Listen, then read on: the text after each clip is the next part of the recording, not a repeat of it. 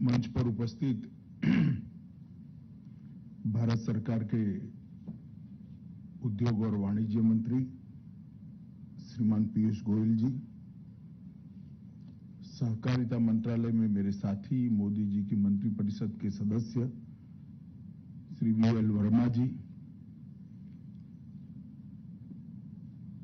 भारतीय राष्ट्रीय सहकारी संघ के अध्यक्ष श्री दिलीप संघानी जी, सचिव सहकारिता Shri Gyanesh Kumar ji, chief executive officer jam के श्री प्रशांत कुमार जी, अपर सचिव सहकारिता मंत्रालय श्री विजय कुमार जी, आज यहां पर उपस्थित सारी बड़ी बड़ी सहकारी समितियों के चेयरमैन, मैनेजिंग डायरेक्टर और ऑनलाइन कई सारी सहकारी समितियों के जुड़े हुए सभी सहकारिता क्षेत्र के मेरे प्यारे भाइयों और बहनों, आज का दिन भारत के इतिहास में बहुत महत्वपूर्ण दिन है, क्योंकि 9 अगस्त के दिन ही गांधी जी ने एक नारा दिया था जो अंत में भारत की आजादी का कारण बना। 9 अगस्त के दिन ही गांधी जी ने कहा था, अंग्रेज भारत छोड़ो। क्विट इंडिया मूवमेंट की शुरुआत 9 अगस्त से हुई थी, जिसने अंग्रेजी सल्तनत की नींवें हिलाकर रख दी थी। और अंततोगत्वा 15 अगस्त 1947 के दिन भारत को आजादी मिली। तो 75 साल हो गए वो दिन को, मगर आज भी मेरे जैसे कई लोग जो इतिहास को जानते हैं, उनको मालूम है कि 9 अगस्त का दिन ये भारत के इतिहास में कितने मायने रखता है। गांधी जी ने जो आह्वान किया था, वो आह्वान का परिणाम ये था कि इस वक्त 30 करोड़ भारतीय एक साथ देश की स्वतंत्रता के लिए एक मंच पर आए, एक विचार के साथ आए, एक आंदोलन में जुड़े, और ऐसा द्रुत गति से आंदोलन फैला कि अंत में अंग्रेजों को जाना पड़ा। और आज आजादी के अमृत महोत्सव के वर्ष के 9 अगस्त के दिन एक महत्वपूर्ण काम हो रहा है कि देश भर की सभी सहकारी समितियों के लिए जैम के दरवाजे खुले हो रहे हैं। पीयूष भाई, आपने जैम से खरीदी के लिए तो सहकारी समितियों के दरवाजे खोले ही है, मगर आप एक बात कहना भूल गए कि सबसे कम रजिस्ट्रेशन सप्लायर नाते अगर किसी का है जैम पर, तो कोऑपरेटिव सोसाइटीज का है। मैं कहना चाहता हूं 9 अगस्त का दिन बहुत अच्छा है, सप्लाई साइड पर भी कोऑपरेटिव सोसाइटी अपना रजिस्ट्रेशन जैम पर करे। हमें भी बाजार बढ़ाना है और सरकार की कई सारी इकाइयां जैम के माध्यम से ही अब खरीदी करती हैं, चाहे राज्य सरकार हो, चाहे केंद्र सरकार हो, चाहे अंडरटेकिंग्स हो, ये सभी इकाइयां जैम के माध्यम से खरीद करती हैं। मैं कोऑपरेटिव सोसाइटीज को आज के दिन ये भी अपील करना चाहता हूं कि अपने आप को जैम पर रजिस्टर करने के लिए तैयार करें। प्रक्रिया है, होनी भी चाहिए और जरूरी भी है, क्योंकि क्वालिटी का भी चिंता करना है, क्षमता का भी चिंता करना है। और दिलीप भाई यहां बैठे हैं, मैं राष्ट्रीय सहकारी संघ को भी अपील करता हूं कि आपका ये काम ही है कि कोऑपरेटिव का मार्केटिंग बढ़े, और कोऑपरेटिव का मार्केटिंग बढ़ाना है तो जैम से अच्छा कोई रास्ता नहीं हो, और जैम को हम अपनाएं। मित्रों, आज जैम के बारे में मैं बाद में बात करता हूं, मगर आज ढेर सारे लोग, ढेर सारी समितियों के कार्यकारिणी के लोग और उनके चेयरमैन ऑनलाइन जुड़े हैं। कई जगह पे पैक्स पर भी पूरी की पूरी समिति आज ऑनलाइन इस कार्यक्रम को देख रही है। मैं सहकारिता के बारे में थोड़ी बात संक्षिप्त में जरूर बताना चाहता हूं मित्रों। मोदी जी ने जो निर्णय किया है सहकारिता मंत्रालय को अलग बनाने का, और मेरा तो सौभाग्य है कि देश के पहले सहकार मंत्री बनने का मौका उन्होंने मुझे दिया है। मगर ये निर्णय कोई सोचे समझे बगैर किया गया निर्णय नहीं है। अर्थतंत्र को जो जानते हैं उनको आबादी अपने आप में ताकत भी लगती है, और मेरे जैसे जो लोग सोचते हैं वो ज्यादा इस बात को सोचते हैं कि आबादी अर्थतंत्र के लिए ताकत होती है, क्योंकि अंततोगत आबादी मार्केट भी होती है, मार्केट की एक साइज होती है। भारत की आबादी तो 130 करोड़ थी 2014 तक, परंतु मार्केट 60 करोड़ का ही था, क्योंकि बाकी 70 करोड़ लोगों का खरीद शक्ति ही नहीं था, खरीदने की शक्ति ही नहीं थी। तो आबादी 130 करोड़ होने के बावजूद भी भारत का मार्केट 70 करोड़ तक सीमित था। नरेंद्र मोदी जी ने इस देश के 60 करोड़ लोग ऐसे थे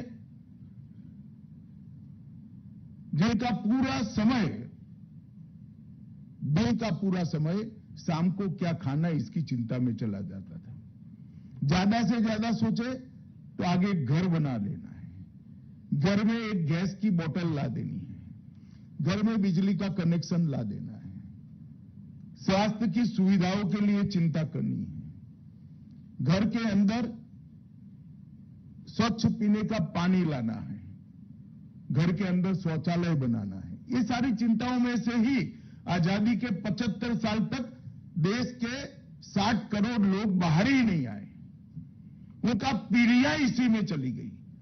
मैं उत्तर प्रदेश में कई गांव में कई लोगों को मिला हूं जो आज प्रधानमंत्री आवास का एक घर मिलने के बाद कहते हैं 12वीं पीढ़ी तो हमें याद है, 12वीं पीढ़ी का संघर्ष हो गया, घर नहीं बना पाए थे भाई, मोदी ने छप्पर दे दिया, आज हमारी 13वीं पीढ़ी ने घर देखा। तो 60 करोड़ लोगों का जो संघर्ष का कारण था मोदी जी ने एक साथ समाप्त कर दिया। इसको बैंक अकाउंट दे दिया, इसको गैस का सिलेंडर दे दिया, घर दे दिया, शौचालय दे दिया, घर में बिजली दे दी, स्वास्थ्य की सुविधाएं दे दी, शुद्ध पीने का पानी दे दिया, और फ्री ऑफ कॉस्ट खाने के लिए अनाज भी दे दिया। आप लोगों को लगेगा कि ठीक है भाई, गरीब कल्याण की दृष्टि से अच्छा ही किया, मगर उसका सहकारिता से क्या मतलब है? मित्रों, अब इसके मन में महत्वाकांक्षा है। घर में लाइट आई है, उसको पंखा चाहिए, उसको कूलर चाहिए।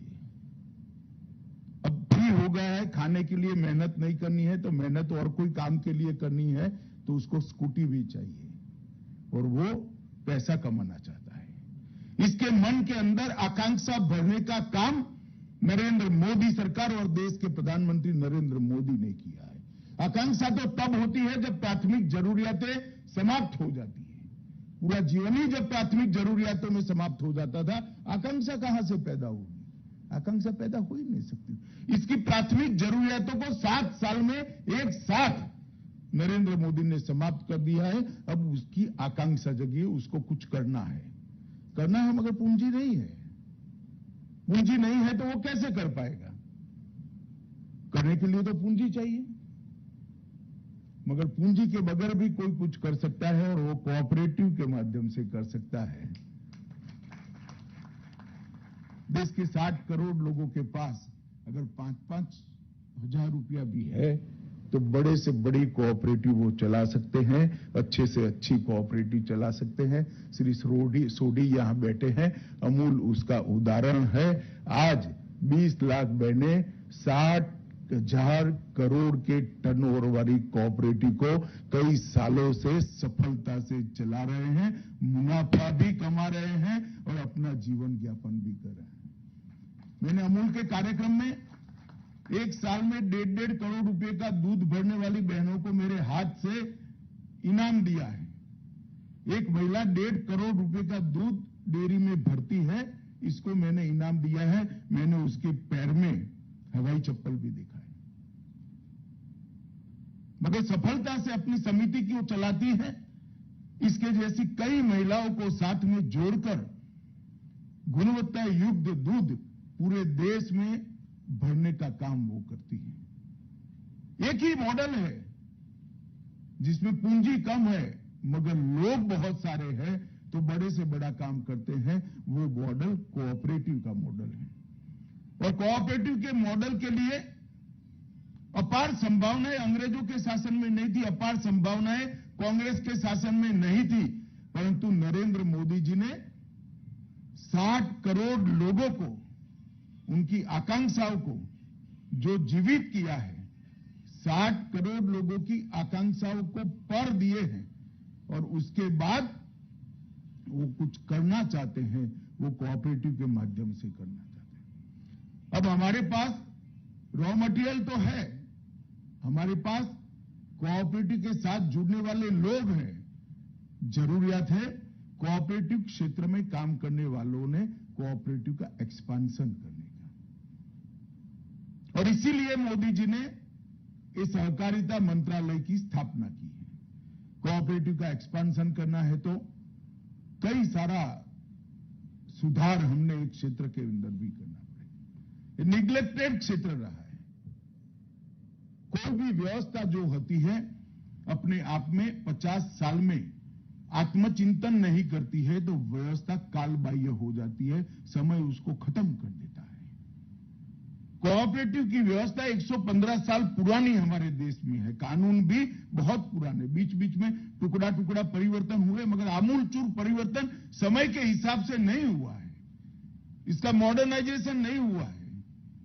आज के समय के परिप्रेक्ष्य में कोऑपरेटिव सोसाइटी चलाने वालों की ट्रेनिंग भी नहीं हुई। ढेर सारी चीजों में बदलाव लाना पड़ेगा और गति से के साथ बदलाव लाना पड़ेगा। और यहां पर जो कोऑपरेटिव के सारे लोग जुड़े हैं, मैं उनको विनम्रता से एक बात करना चाहता हूं, मेरी बात को अन्यथा न ले, हमें बदलना पड़ेगा वरना लोग हमें बदल देंगे। अगर हम नहीं बदलेंगे तो सोसाइटी हमें बदल देगी, नया आदमी चुनकर लाएगी। समय अब आगे निकल गया है, इसलिए बदलने की शुरुआत हम अभी से कर दें। और सहकारिता मंत्रालय ने मोदी जी के नेतृत्व में एक्सपांशन के लिए ढेर सारे उपाय एक साथ, ये एक साल के अंदर 25 से 30 इनिशिएटिव पर साइमल्टेनियसली कोऑपरेटिव मिनिस्ट्री समांतर रूप से काम कर रही है। हम सहकारी नीति को भी बना रहे हैं, जो पैक्स से लेकर एपेक्स तक, और लगभग 80 क्षेत्रों में अभी सहकारी क्षेत्र 32 क्षेत्रों तक सीमित है। हम 80 क्षेत्रों का इसके अंदर प्लानिंग कर रहे हैं। तो पैक्स के लेकर एपेक्स तक एक होलिस्टिक अप्रोच के साथ सहकारी नीति बनाने की हमने शुरुआत करी है। एक्सपांशन करना है मगर डेटाबेस ही नहीं है। इस देश के इतने बड़े सागर किनारे पर कितने गांवों में मछली पालन का काम करने वाले भाइयों की कोऑपरेटिव नहीं है, किसी का डेटा ही नहीं, कैसे एक्सपांशन करोगे? 65,000 पैक्स है मगर कितना ड्राई एरिया है, आज नक्शे पर कंप्यूटर में देखना चाहते हैं तो है ही नहीं, कैसे एक्सपांशन करोगे?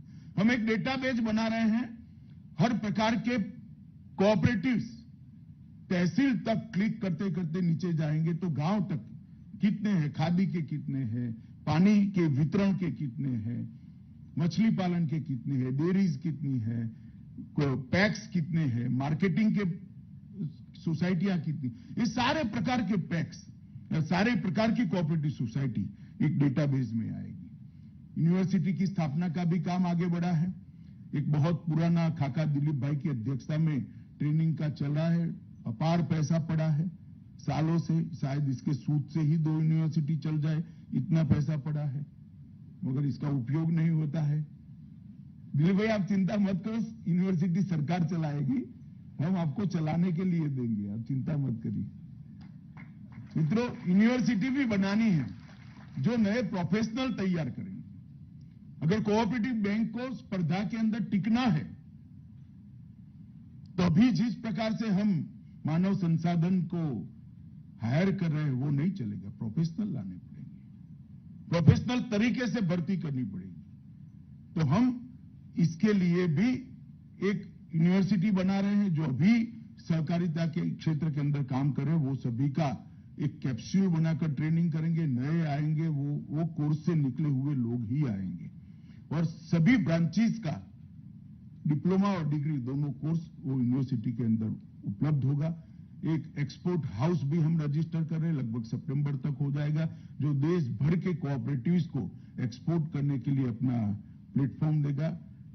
यूनिवर्सिटी बनने के बाद राष्ट्रीय सहकारी संघ को साथ में रखकर हम ट्रेनिंग का एक विस्तृत प्रोग्राम बनाए और ट्रेनिंग को सहकारिता के कर्मचारियों तक नहीं रखेंगे, सहकारिता के मेंबर तक भी रखेंगे। अगर मेंबर में जागरूकता नहीं है, मेंबर को अपना अधिकार नहीं है, तो सहकारिता की समितियों में जो लोग बैठ जाते हैं उस पर कभी भी चेक नहीं रहता है। मेंबर की जागरूकता सबसे महत्वपूर्ण है। ये सारी चीजें हम सबको भी, मैं भी पैक्स चलाता हूं, मुझे भी परेशानी कर सकती है, मगर पैक्स अच्छे से चलाना है, सहकारिता अच्छे से चलानी है तो मेंबर्स का जागरूक होना बहुत जरूरी है। मल्टी स्टेट कोऑपरेटिव एक्ट के अंदर भी बहुत आमूलचूल हम परिवर्तन कर रहे हैं। मोदी सरकार ने सारे पैक्स को कंप्यूटराइज करने का निर्णय कर लिया है और कैबिनेट ने इसकी अनुशंसा भी, अनुमति भी दे दी है और अब बहुत तेजी के साथ आगे बढ़ रहे हैं। अब तक जितने भी हर्डल्स बैंकिंग क्षेत्र को छोड़कर कोऑपरेटिव के लिए वित्त विभाग में थे, सारे हर्डल हमने 3 माह के अंदर ही समाप्त कर दिए थे। आज देश की कोऑपरेटिव टैक्सेशन के मामले में कंपनी के एक पार है और 60 साल का अन्याय सहन करने के बाद आज हम एक पार कर रहे हैं। 60 साल से हम ज्यादा टैक्स दे रहे हैं। पहली बार एक ऐतिहासिक निर्णय किया। प्रचार मेरा स्वभाव नहीं है, मगर आपके सीए ने आपको बता दिया होगा। और मित्रों, मैं आपको इतना जरूर कहना चाहता हूं कि बैंकिंग क्षेत्र में भी थोड़ी कठिन प्रक्रिया है। रिजर्व बैंक के साथ चर्चा चल रहा है। काफी सारी चीजें, काफी सारे मुद्दे प्राइमरी मीटिंग के अंदर ही रिजर्व बैंक ने एक पत्र से ही सिर्फ एक्सेप्ट किए हैं और एक फाइनल मीटिंग होने के बाद बैंकों को भी एट पार लाने का काम हम कर पाएंगे, इसका मुझे पूरा भरोसा है। आप जरा भी एक बात आप समझ लीजिएगा कि अब सहकारिता क्षेत्र के साथ दोयम दर्जे का व्यवहार कोई कर नहीं सकता, कोई अन्याय नहीं। परंतु हमने भी बदलने की शुरुआत की, हमने भी पारदर्शिता की दिशा में जाना पड़ेगा, हमने भी अपने आप को तैयार करना पड़ेगा। और अगर जब तक लोगों का विश्वास कोऑपरेटिव पर नहीं बनता है, कोई भी विचार आंदोलन का स्वरूप नहीं लेता। और सहकारिता जब तक आंदोलन नहीं बनती है, 29 करोड़ लोग आज देश के लिए, देश के सहकारिता से जुड़े हैं और पोटेंशियल है 103 करोड़ लोग जुड़ने का। 29 करोड़ से 103 करोड़ की जो यात्रा है, जो 60 करोड़ लोग हैं, वो 60 करोड़ लोग को कोऑपरेटिव के साथ जोड़ना है। वो काम हमने मोदी जी के नेतृत्व में करना है, मगर इसके लिए जनता का विश्वास अर्जित करना पड़ेगा। और जनता का विश्वास अर्जित करना है तो पारदर्शिता लानी पड़ेगी। और पारदर्शिता लानी है तो 3 क्षेत्र है। एक तो चुनाव पारदर्शी होने चाहिए, इसके अंदर भी हम बदलाव करने चाहिए। चुनाव आयोग की तरह की यंत्रणा बनेगी जो चुनाव को पारदर्शी तरीके से कराएगी। बार बार हम ही चुनकर आ जाए, ये व्यवस्था ठीक नहीं है। मुझे भी कहने का अधिकार नहीं है, मैं भी 25 साल से पैक्स का चेयरमैन मैं ही हूं, इस बार बदलने वाले हूं। मगर चुनाव के अंदर ही पारदर्शिता लाना, भर्ती के अंदर, रिक्रूटमेंट्स के अंदर भी पारदर्शिता लाने, इसके रूल्स बनाने का काम भी हम कर रहे हैं। और तीसरा, परचेज के अंदर पारदर्शिता लाना। परचेज के अंदर पारदर्शिता लाने के लिए जैम से अच्छा कोई माध्यम हो नहीं सकता। नरेंद्र मोदी जी ने डीजीएसएनडी का, जो पीयूष भाई कह रहे हैं, ये डायरेक्टरेट को समाप्त कर देश पर बहुत बड़ा उपकार कर एक करप्ट व्यवस्था को समाप्त कर दिया। और इतनी ट्रांसपेरेंट तरीके से व्यवस्था नहीं है, टीचिंग प्रॉब्लम हो सकते हैं, कुछ गड़बड़ियां भी शुरुआत में एडमिनिस्ट्रेटिव प्रकार की आ सकती है, मगर इरादे पर कोई शंका मत करिए। मैं आपको विश्वास दिलाता हूं, आने वाले 5 सालों के बाद ये दुनिया ये मॉडल को देखेगी कि पारदर्शिता से गवर्नमेंट परचेज का मॉडल कैसे हो सकता है। और मित्रों, जिस प्रकार से पीयूष भाई के नेतृत्व में जेम की यात्रा अब तक चली है और मैं भविष्य जो देख रहा हूं, मैं तो बहुत आशान्वित हूं। आज मैं पहले सहकारिता की ही बात करूं, जब पहले पीयूष भाई का गया तब उन्होंने कहा कि भाई ना आ जाएगी, वित्त मंत्रालय करेगा, वो करेगा। एक फर्स्ट रिएक्शन था, मैंने बोला यार आप प्रयास करो, तो उन्होंने कहा आप फोन करें। मैं तो नहीं फोन करूंगा, भी मेरे मंत्रालय का नोट है, उनको मालूम है मैंने साइन किया हुआ है, आप प्रयास करिए, आगे देखिए क्या होता है। और बिल्कुल निर्विरोध पीयूष गोयल जी के परिश्रम से कैबिनेट तक नोट पहुंच गई और मोदी जी ने इसको अनुमति भी दे दी और आज हम सारी सहकारी समितियों को जेम के साथ जोड़ने का काम कर रहे हैं। बहुत बड़ी उपलब्धि है।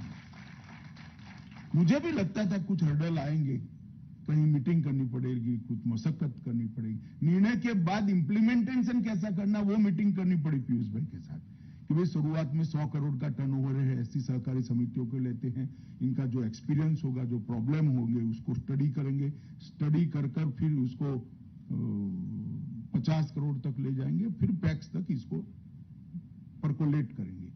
इस प्रकार की व्यवस्था की मीटिंग करनी पड़ी। मगर मित्रों, मुझे कहने के लिए आनंद है कि लगभग जो समितियां जुड़नी चाहिए 100 करोड़ के टर्नओवर से हमने लक्ष्य रखा था, उसमें 589 राज्य सरकार की समितियां थी। आज सुबह तक 289 समितियां उसमें से जुड़ चुकी है। अभी तो शुरुआत आज हो रही है। और 54 मल्टी स्टेट कोऑपरेटिव्स थे जो जुड़ सकते थे, उसमें से 54 में से 45 मल्टी स्टेट कोऑपरेटिव जुड़ चुके हैं। तो बहुत बड़ी उपलब्धि है, लोगों का भरोसा भी है। हो सकता है बड़े बड़े कोऑपरेटिव्स को अपना एरिया इसमें एक्सपांड करना पड़ेगा। ढेर सारी चीजें हम खरीदते हैं, अगर हमारी पारदर्शिता पर किसानों का भरोसा बढ़ेगा, हमारी पारदर्शिता पर दूध उत्पादकों का भरोसा बढ़ेगा, तो आप पर भी जो समिति में बैठे हैं उन पर भी बढ़ेगा। और जेम का जो विस्तार हुआ है वो तो अकल्पनीय है। मैं तो आंकड़ों का विद्यार्थी हूं मित्रों। लगभग 61,000 से ज्यादा 62,000 के करीब जेम पर सरकारी खरीदार उपलब्ध है और 48,75,000 मतलब करीब 49 लाख विक्रेता जेम पर पंजीकृत है। मेरा सबसे आग्रह है कि कोऑपरेटिव सोसाइटीज अपने उत्पादों को लेकर जेम के साथ जुड़े, अपने उत्पादकों को बाजार में डालने के लिए बहुत बड़ा मार्केट है। प्राइवेट लोग भी जेम से रेट देख लेते हैं, पूछ लेते हैं जेम पर क्या रेट है, कौन सी कंपनी का है, और वो डायरेक्ट भी वहां कांटेक्ट करते हैं। कई सारा एक्सपेंशन बिजनेस का जेम के माध्यम से हुआ है। लगभग 10,000 उत्पाद, 10,000 से ज्यादा उत्पाद और 288 से ज्यादा सर्विसेज आज सूचीबद्ध हो चुकी है और अब तक 2,78,000 करोड़ का व्यापार भी पूरा हो चुका है। मित्रों, बहुत बड़ी उपलब्धि जेम की है। आज हम इतनी बड़ी दुनिया का एक हिस्सा बनने जा रहे हैं। मैं कार्यक्रम तो मेरा स्वभाव ही नहीं, करने जैसा भी नहीं था, अब हो गया। ये दिलीप भाई मेहनत कर रहे हैं, सब जुड़ ही रहे हैं, परचेज चालू भी हो जाएगी। मगर मैंने कार्यक्रम के लिए जब मुझे सहकारिता सचिव ने कहा मैं को पीयूष भाई को जरूर बुलाओ, कार्यक्रम इसलिए करना चाहिए क्योंकि ये बात सबके जहन में जानी चाहिए कि हम कितनी बड़ी व्यवस्था से जुड़ रहे हैं और सिर्फ खरीदी के लिए न जुड़े। मैं अभी भी आग्रह करना चाहता हूं, बिक्री के लिए भी हम जुड़े। शायद आपको मालूम नहीं है कि सारा गेहूं, सारी दलहन, सारे मसाले सेना और हमारी सीएपीएफ जेम से खरीदते हैं। जहां कोऑपरेटिव है ही नहीं। क्यों नहीं है भाई? आईटीसी अकेली क्यों है? आप क्यों नहीं हो? आपने आना चाहिए, आपसे ही तो आईटीसी ले जाती है। क्यों डायरेक्ट नहीं जाते हो? रेट मिलता है अच्छा, पेमेंट सिक्योर है, सरकार पेमेंट रिजर्व कराने के बाद ही ऑर्डर दे रही है। ढेर सारे चीजें, ये जो फर्टिलाइजर के ठेले उपलब्ध है जेम पर। मुझे भरोसा है कि आप जो परचेज करते हो इससे 15% से कम सस्ते नहीं होंगे। आपकी व्यवस्था में थोड़ा विरोध जरूर आएगा, क्योंकि वहां पर थोड़ा बहुत मोटा सेटिंग बेटिंग होता है, मगर रूथलेसली वो सेटिंग को समाप्त कर देना चाहिए और पारदर्शी व्यवस्था बनानी चाहिए। हमें आगे बढ़ना पड़ेगा और इतना मानकर चलिएगा कि मैंने निर्णय किया है कि हम आगे बढ़ेंगे तो बढ़ना ही है और बढ़ना ही पड़ेगा। आने वाले दिनों में ऑडिट के वर्ग के साथ भी ये सारी चीजें जुड़ने वाली हैं, मगर वॉलंटरीली जितना हो जाता है वो अच्छा है, नहीं तो ऑडिटर पूछेगा कि भाई क्यों जेम से परचेज नहीं किया, फिर हम दिक्कत में आएंगे। मैं तो चाहता हूं ऐसे दिन ना आए, वॉलंटरीली हम जुड़ जाए। सस्ता मिल रहा है, क्यों नहीं खरीद करना भाई? और हमें पारदर्शिता लानी पड़ेगी, तभी जनता का विश्वास प्राप्त कर सकेंगे, तभी जाकर हम करेंगे। मुझे पूरा भरोसा है सरकार में जो बचत हुई है मित्रों, 21-22 में लगभग 11,500 करोड़ रुपए की बचत का अनुमान है। 11,500 करोड़। कोऑपरेटिव को छोटा हमारा टर्नओवर नहीं है। इस देश का 30% दूध हम सप्लाई करते हैं, इस देश की 35% चीनी हम सप्लाई करते हैं, इस देश का 21% गेहूं सरकारी समितियां क्रय करती है, इस देश के 22% चावल सहकारी समितियां क्रय करती हैं, 12% मछली उत्पादन सहकारी समितियों से है। और हाउसिंग कोऑपरेटिव को आप गिन लो तो ये आंकड़ा कहां का कहां पहुंच जाएगा। हाउसिंग कोऑपरेटिव को तो कोई कोऑपरेटिव ही नहीं मानता। क्यों नहीं मानता, मैं अभी भी समझ ही नहीं पाया हूं। मगर हाउसिंग कोऑपरेटिव ये सिर्फ टैक्सेशन के लिए नहीं है। मैं कोऑपरेटिव सोसाइटी में ही रहता हूं। ये सिर्फ टैक्सेशन के लिए नहीं, एक भावना है। अब तो खैर दिल्ली जैसे बड़े शहरों में चित्र बदल गया है, मगर पहले छोटे छोटे वर्ग के 25 लोग इकट्ठा होकर एक कोऑपरेटिव सोसाइटी बनाकर जमीन खरीदकर अपने अपने घर कंस्ट्रक्ट करते थे, कॉन्ट्रैक्ट देते थे। अभी भी गांव में वो वृत्ति और प्रवृत्ति हमने आगे बढ़ानी है। मित्रों, आज बहुत बड़ा दिन है, एक पवित्र दिन है हमारे देश के इतिहास के लिए। आज ही भारत छोड़ो आंदोलन हुआ था, आज ही जेम 6 साल पहले शुरू हुआ था और आज ही के दिन जेम कोऑपरेटिव में शुरू हो रहा है। सभी सहकारिता के साथ जुड़े हुए लोगों को और जेम की टीम को और विशेषकर पीयूष गोयल जी को, क्योंकि उनका बहुत बड़ा योगदान है। मैं सच अर्थ में कहता हूं, एक भी कहीं पर भी फॉलोअप नहीं करना पड़ा।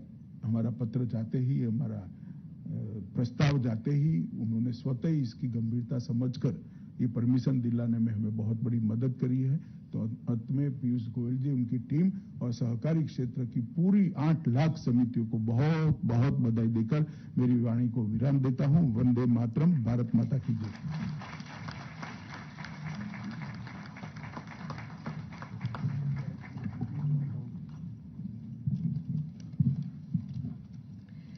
माननीय, आपके उत्साहपूर्वक संबोधन के लिए बहुत बहुत धन्यवाद। मैं एक लाइन और जुड़ना चाहूंगी कि जेम से खरीदेंगे तो देश का पैसा देश में ही रहेगा। और आपने